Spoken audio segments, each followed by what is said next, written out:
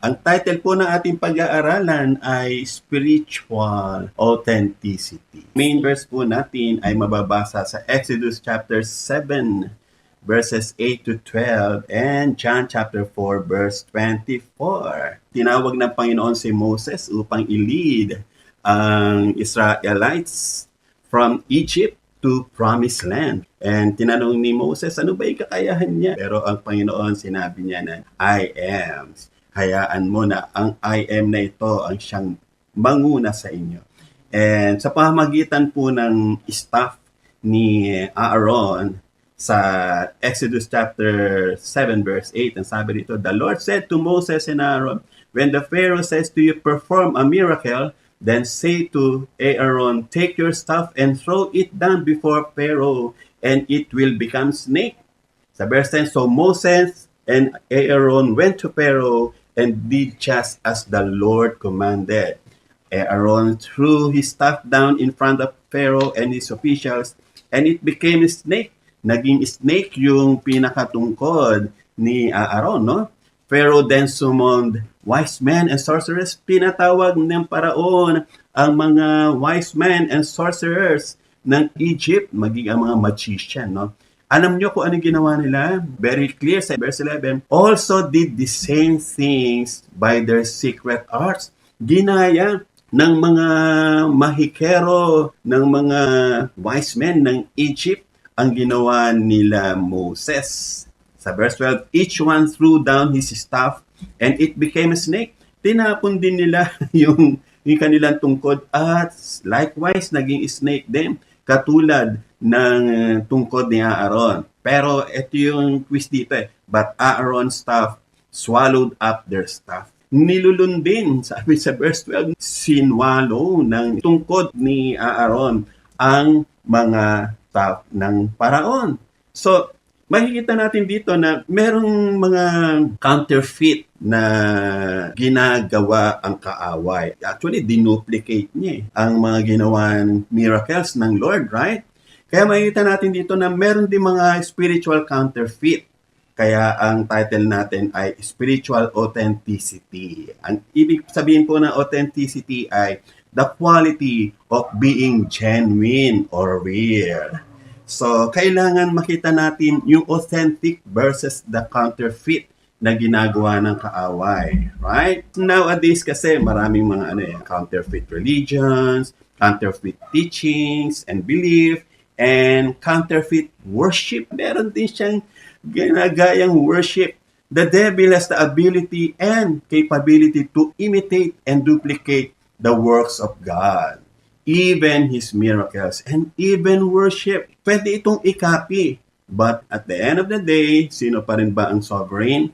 Ang ating Panginoon. Kaya nga very clear, but Aaron's staff swallowed up their staff. Sa panahon natin ngayon, fast-pacing, ibig sabihin, napakabilis ng buhay. Lahat instant, we are living in a materialistic world with heavy competitions. Kaya ang pinakamabilis kang ikaw ay magkamit ng mga bagay nito, ikaw yung winner. Kaya rampat ang corruption, no? Very sad nowadays ay maraming corruption. Kasi gusto ng ilan maging instant millionaire. Easy money. Walang pagod. Sa business industry, in media production also, nagiging natural na lamang ang competition. And the devil capitalized on this. Diba sabi ng Lord in the last days, in the end time, sabi, titindi ang karunungan ng tao. In an instant, diba ngayon may email ka na, mag-chat GPT ka lang, ready-made. Pwede mo nang isend sa marami, wala na masyadong pagod. No need to compose. Kaya yung ibang company, nagbawas na ng manpower. Kasi pinalitan na ng technology. You know, dati may pinost ako sa timeline ko sa FB. The next superpower is not a country, but technology. May nagsabi nga, pag di ka daw sumabay sa trend ng AI, mapag-iiwanan ka milya-milya. Trend na kasi ito Actually, ito yung pinaka nakakalungkot. Pati ang church na penetrate ng artificial intelligence, AI. Di ba? Pati Bible study or teachings. Mag-type ka lang sa ChatGPT with PowerPoint. Mag-represent sa'yo right away in just a minute. Pwede kang mag-request kung ang gusto mo medyo lighter, pang middle class level, or pang small group lang, ibibigay niya. Pati prayer, di ba? Mag-type ka lang sa ChatGPT, sa AA, prayer for the sick, prayer for the nation. You have it. Eloquent pa ang presentation. Perfect. Pero alam niyo, brothers and sisters, may gray area dito eh. Di natin alam kung sino ba ang gumawa. Now, ang viral sa online ngayon, yung instant hit maker.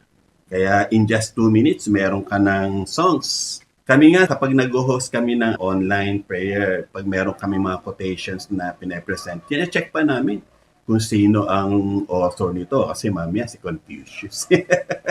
Diba? May wisdom din sila eh. Kaya naman, we really need to know the source. And ngayon, yung hitmaker, yung instant hitmaker, sa 2 minutes lang, hindi na nga overnight eh. Magiging sikat ka ng producer or songwriter in just 2 minutes. An instant songwriter, pwede ka sumikat. I-type mo lang yung title na gusto mo, igagawa ka niya ng lyrics and music with vocals, kompleto na. Magbabayad ka lang less than $1. Makikita nyo to sa FB, viral na to. I-type mo lang ang gusto mo, ibibigay niya. To be honest with you, maganda siya. May song ka na pwede i-upload sa Spotify, YouTube, and other media platforms. Or i-type mo lang din yung lyrics ng song mo. Kahit nga kanta mo yung ginawa mo, igagawa ka niya ng accompaniment eh. The sad thing is that even yung worship na penetrate na rin ng AI eh. Songwriting for the Lord. Alam niyo, nasa industriya ako ng music, producing album since 1999. Alam niyo naman, ang puhunan, di ba? Blood, toil, and sweat. Papawisan ka ng lalo na sa finances. But the Lord provides. Nagpro-provide ang Lord. AI music is rampant nowadays. Ready-made music. You can be an instant hit maker. I believe, ito po ang take ko dito, this is against the Christian standard. An instant songwriter and composer. Ang songwriting kasi alam nyo, nahati yan sa dalawang bahagi. The lyricist and the composer. Lyricist po yung gumawa ng lyrics. Yung composer naman yung music mismo. Kaya sila Mozart and Beethoven, mga composer sila. More on music, walang lyrics, mga classical music noong mga time na yan. Now, ilatag mo lang ang title mo, gagawa ka na niya ng finished song product. Wala nang pagod eh. May worship song ka na. But $1 million question is, who is the source? God is so concerned on how it was done, kung paano ito ginawa, not the result or the end product. May isang incident sa school, di ko na may mention ang name, nakarating sa akin to malapit kasi sa akin yung nagsabi. Nagpasa ng mga assignments sa English class yung klase nila. Alam nyo, sinoli ng teacher. Why?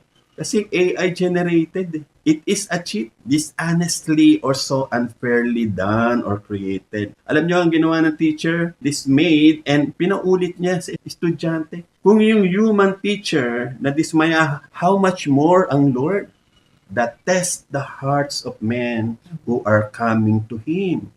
May mga AI worship songs. Ang gaganda ng boses kasi pwede ka mamili kung sinong singer ang gusto mo eh. Kung gusto mo si Britney Spears or others, yung mga famous sa mainstream, pwede. Can you imagine yourself worshiping God being led by the voice of ungodly or secular singers? Pwede ka mag-compose ng instrumentations, mga tugtog, -1, mamimili ka kung sinong drummer or guitarist or bassist, keyboardist. Buti sana kung Christian artist. Okay, granted, Christian artists without their consent. Still, ito ay plagiarism. Intellectual property nila yun eh. It is intellectual theft or robbery. Mga sikat sa mainstream. Sinubukan ko to. I tried it. Kasi nag-explore ako para ma-assess and maging aware and informed sa evolution ng music industry sa panahon natin ngayon. Imagine yourself, tinutugtugan ka ng mga taong di mo kilala. And music can influence the minds of the people. Alam niyo si King David, psalmist, tumutugtog siya kay King Saul. At kapag tumutugtog siya na anointed song, the devil departs, umaalis, di ba? At kung ibang musicians ng hari sa King's Court, mga magician or whatever, sinasaniban si King Saul ng devil. That's how powerful the music is. Huwag nating sasabihin na it doesn't matter kung sino tumutugtog, sino kumakanta.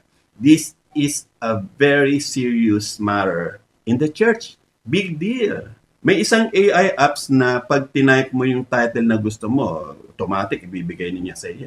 Kaya yung binuo namin nila Pastor Sunny, head ng CMA-SQ, na committee 6 months ago sa GIA-SQ, CMA, na-represent na namin ito sa GIA NCR Pastors and Leaders. This committee is about songwriting and nabigay sa akin yung privilege to lead this committee. Alam niyo kung ano yung una kong sinabing concern sa team? Kung paano namin ma-filter ang mga AI-generated songs sa true anointed composed songs na isasubmit sa amin. Sabi ko, nag-isip ako ng paraan Sabi ko, may AI detector The problem is, meron ding na-create na application, pag in-apply mo sa materials mo, hindi ito ma-detect na AI generated. Ganun katindi. May sinubukan akong mga apps, pinag-aralan ko talaga Nilagay ko lahat ng lyrics ng original songs ko, then ipinagawa ko ng new melody and arrangement sa AI. Pwede kang mamili. Gusto mo jazz, R&B, hip-hop, magaganda. The big question is, sino ang gumawa? Someone so close to me, body ko to, arranger to Sabi niya, mag-a-arrange na nga lang ang pwede kong i-offer sa Lord. Ipapagawa ko pa sa technology. Ipapagawa ko pa sa iba. Ito na nga lang yung ino-offer ko. Aagawin pa ng technology. Then, alam nyo, pwede mo itong ipamonetize, pwede siya mag-earn ng money through Spotify and YouTube, Amazon and other online store. Pero kailangan patuloy kang nagsasubscribe sa application. Ibig sabihin, kailangan nagbabayad ka sa kanya para ma-maintain mo yung earnings mo. So you are bounded. AI is not a replacement for true faithful Christian musical arrangers and songwriters. We need to exert effort, time, and resources. Hindi yung ipapagawa mo sa AI, then ipapa-anoint mo sa Holy Spirit para maging katanggap-tanggap. The true motive of the heart matters. How it was done. Remember, anointing begins His work during the process. Worship God in spirit and in truth. Sabi sa John chapter 4 verse 24, God is a spirit, and they that worship Him must worship in spirit and in truth. May katotohanan ba yung ino-offer natin sa Kanya? Is there any truth? Kung iba ang gumawa, hindi mo alam actually. Let us check the spiritual authenticity of every offering to God. Lagi natin titignan, sino ba ang source? The devil can duplicate true worship with counterfeit worship. Katulad ng mga ginawang himala nila Moses and Aaron, ginaya ng mga sorcerers ng Paraon. AI sounds biblical. Maaaring sabihin natin, biblical yung lyrics. Pero tandaan natin, the devil can even recite the word of God verbatim. The spirit behind it matters.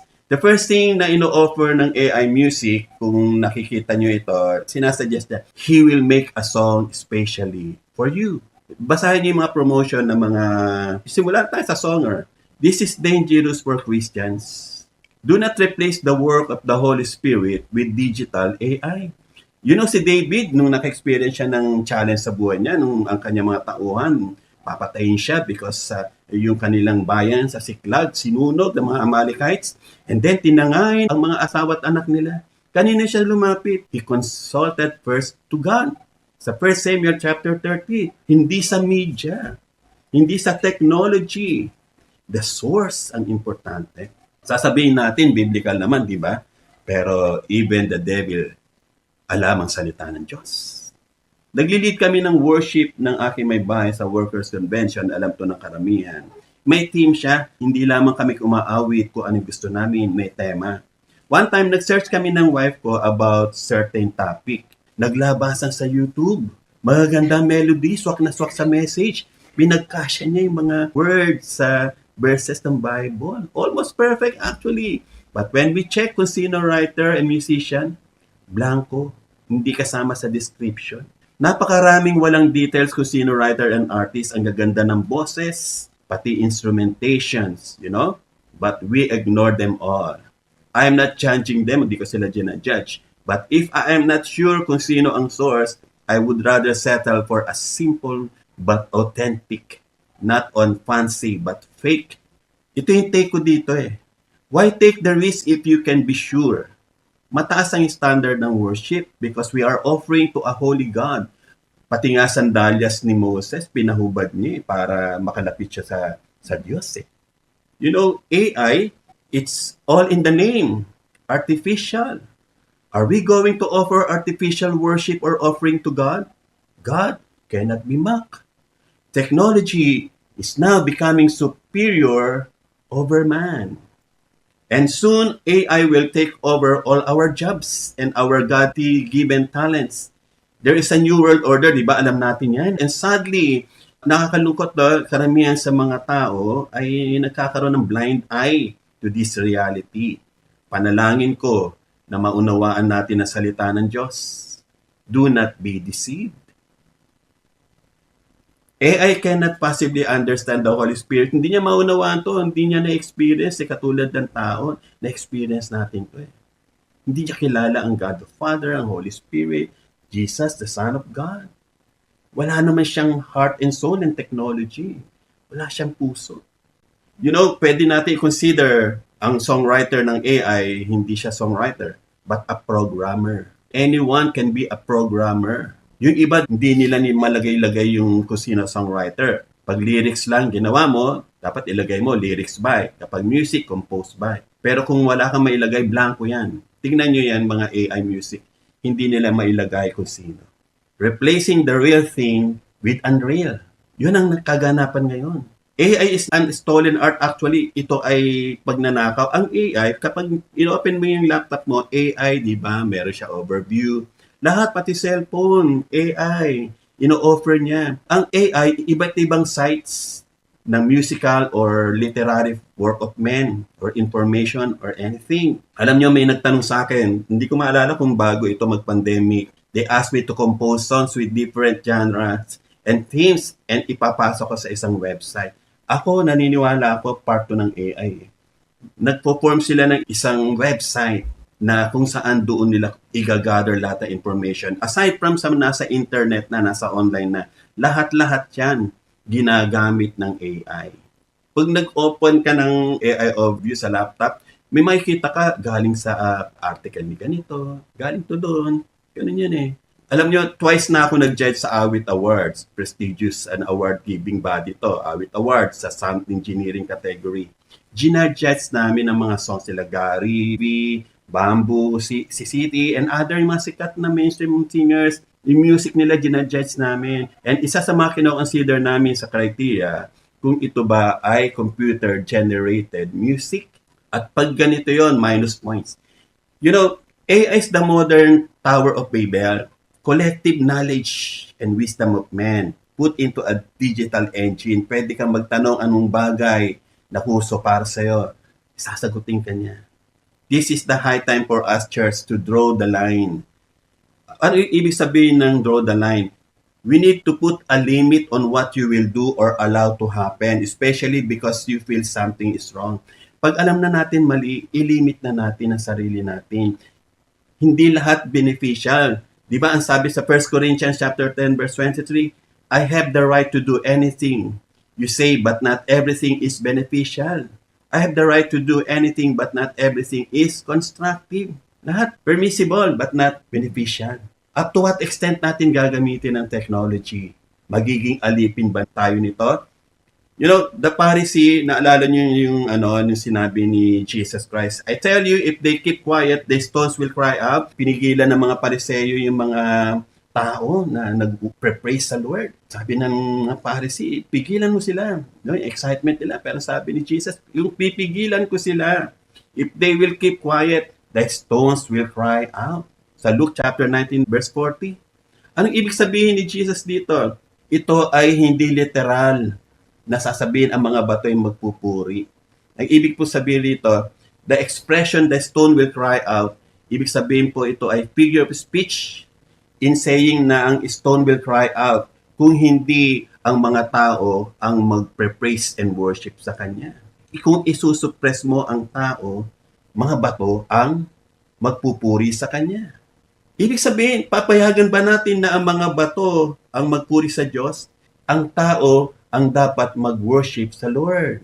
Kung hindi sila magpe-praise, ito ang gagawin ng mga bato, which is not appropriate. Sa Colossians chapter 1 verse 16 says that all creation was made for God's glory. Yes, even the trees in the fields will clap their hands. The ocean will wave as they dance for the Lord. But the worship comes from human, created in God's image. Yung merong mga souls, may mga puso. Walang souls ang bato. Ahayaan ba natin na ang AI ng technology ang mag-worship? It is our highest calling. Highest calling. No one can take that away from us and snatch that calling from us. Alam niyo po yung robotics, kasi ko si Zion, may robotics club. During my college days, kwento lang to. Puro theories. Now, sila Zion ang ginagawa nila. Robot. Literal na robot yan. Mabilis na ang panahon ngayon, kaya yung sinasabi ng Lord, ang bato ang mag-worship sa Kanya, posible mangyari ito kung titigil tayo sa pag-worship sa Kanya, kung i-allow natin na ang robots o ang technology ang pumalit sa pag-worship sa Lord. We will not allow AI to replace reality. Hindi natin nahayaan na ang AI ang pumalit sa mga dapat ginagawa natin. Meron kaming recording studio. Way back then, 2002, may recording studio na ako. Nagre-record na kami ng album ng asawa ko. And 15-16, 1999 pa. And tinatanong sa amin ng sound engineer kung we prefer auto-tune. Yung kakanta ka, tapos nakatono. Pag sintonado ka, itatama niya. Shortcut to. Pero hindi namin ginagamit yun. Why? Because we want to be true. Uulitin namin. I am willing to spend money. Wag lang i-AI yung mga sintonado. Ayoko na ikino-correct ng technology yung talent. Kung may mali man, pag-aralan. I-take natin. Pwede nating ulitin. Hindi maganda na tinutulungan tayo ng technology sa pag-offer natin sa Lord, na pag-aaralan yan, na pagtsatsagaan. And you know, my wife is a singer. Kilala niyo si Heidi Yoyo Lagasca. Ayaw niya nagagamitan ng auto-tuner. Kasi ngayon, automatic na sa digital mixer ang auto-tuner. I-on mo lang siya. At kumanta ka, itatama niya yung tono mo. Kung sintonado ka, i-correct niya automatic. Sabi ng wife ko, anong sabi mo, Nick? I can do it. I will try my best. Ibig sabihin, ayaw niya na makontaminate yung offering niya sa Lord ng technology. Ibigay natin. Kung may sablay man, tanggapin natin. Wala naman perfect sa atin. Right? So, ibig sabihin ba kapag sintonado, hindi na tayo makakanta sa Lord? Diba? Sino ba ang lagi nasa tono sa atin? But we really want to give our best sa Lord. And the Lord will do the rest. Right? Diba? Yun ang principle natin na nasa tunay na paglilingkod sa Panginoon. Ibigay natin sa Kanya ang pinakamainam. At kung may kulang, let His grace be applied. Amen? Ngayon, ano ba ang dapat natin gawin? What to do? 2 months ago, nag-record kami, kasi malayo yung studio ko, nasa Montalban, at ang singer namin nasa Taytay. And then, sabi ko, kukuha ko ng studio sa Makati, in between, para accessible boss parties. Ito po yung nirecord namin yung song ni Kuya Boy, Maestro Winifred Torres, bilang tribute sa kanya. Anak niya ang kumanta. And then sabi ng sound engineer, happened to be a producer also. Nag-try daw siya ng AI sa songwriting. And after niya magawa, not fulfilling. Hindi siya fulfilled and nagigilty pa siya. Christian din. So before we leave the studio, ang parting words namin, patuloy lang kaming gumawa ng original, genuine worship songs sa Lord. This is how to defeat the devil in producing counterfeit worship. Yun, ang dapat natin gawin. Magpatuloy tayong magsulat. Huwag tayong tamarin na pag naikumpara natin yung trabaho natin sa AI, madi-discourage na tayo. Ang ganda ng boses noon. Ayoko nang kumanta, hindi ko kayang tapatan. Is that right for us Christian? Na mai-intimidate tayo ng perfect voice na ino-offer ng AI. Ang gandang tugtugan. Walang flow, walang sablay. Are we going to be intimidated? Or we will just do our thing, giving glory to God kung ano yung meron tayo. Maging faithful ta rin tayo. Yung iba ayaw na mag-excel kasi may auto-tuner. Yung iba ayaw na mag-excel kasi nakumpara nila yung sarili nila. Remember, worship God in spirit and in truth. Live and walk in the spirit. In the end time, the Lord will test our works. The woods and the hays masusunog. Baka walang matira sa offering mo. Sa pagpapagal mo sa Panginoon, masunog. Dahil ito ay ginawa sa flesh and not through the Spirit of God. Ang dapat natin gawin, do not be conformed to this world. Kung ang AI, ito na yung trend niya, huwag tayo sumabay. Digital worship versus true spiritual heavenly worship. Dapat alam natin ang dapat nating piliin. Choose to this day.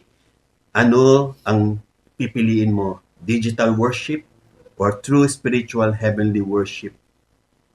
Do not allow this to enter the church. That's why Jesus cleansed the temple from things that rob God of His glory. Offering with defective animals, inalaw ito na pumasok sa simbahan. The temple became a den of robbers.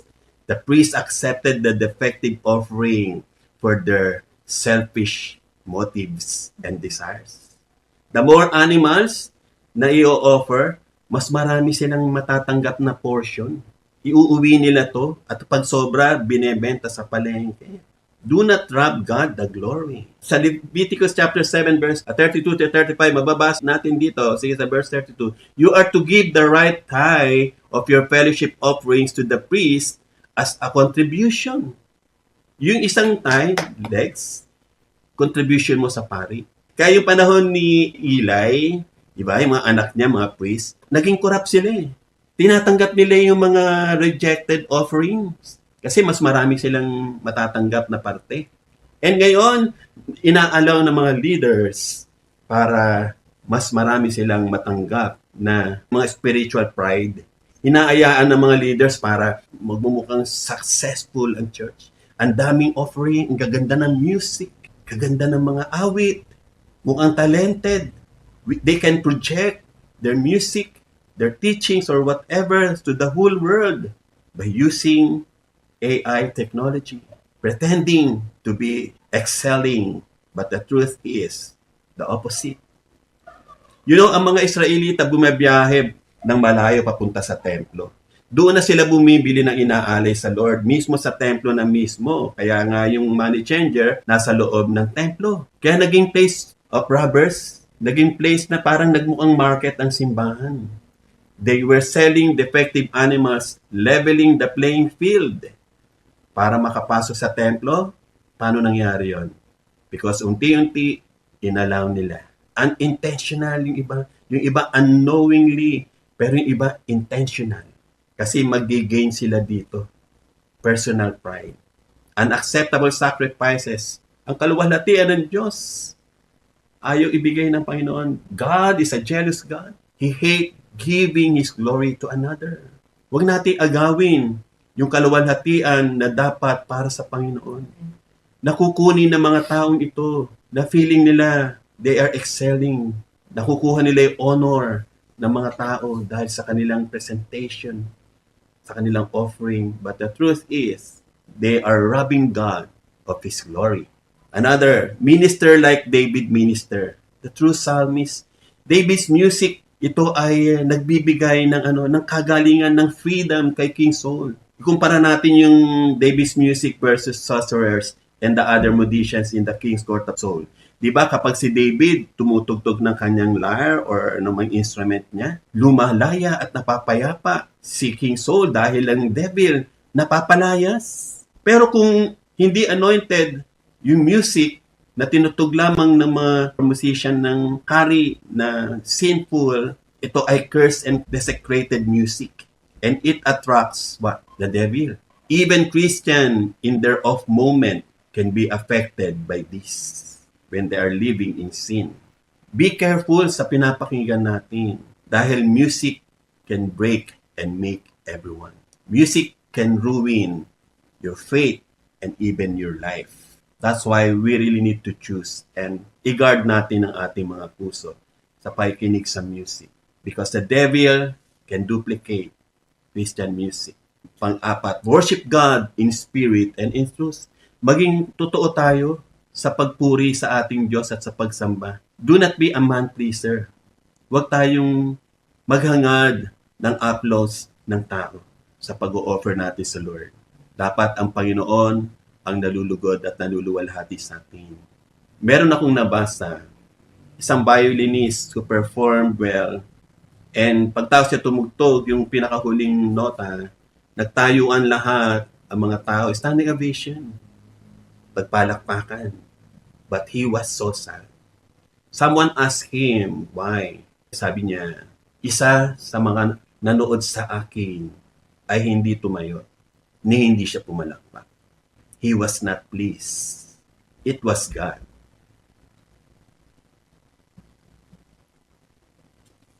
He received the reward from men and failed to please his God.